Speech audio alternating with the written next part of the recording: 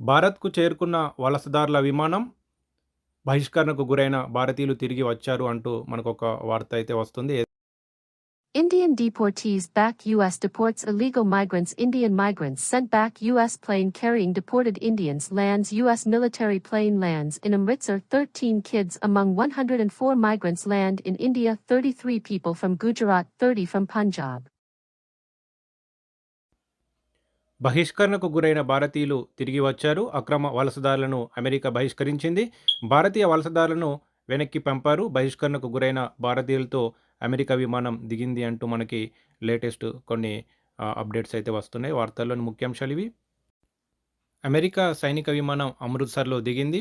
104 మంది వలసదారులలో 13 మంది పిల్లలు భారతదేశంలోకి వచ్చారు. గుజరాత్ నుంచి 33 మంది, పంజాబ్ నుంచి 30 మంది ఈ రకంగా ఉన్నట్టయితే మనకి ఒక లేటెస్ట్ వార్త అయితే వస్తుంది. ఇది ఈరోజు వార్తల్లోని ముఖ్యాంశాలు.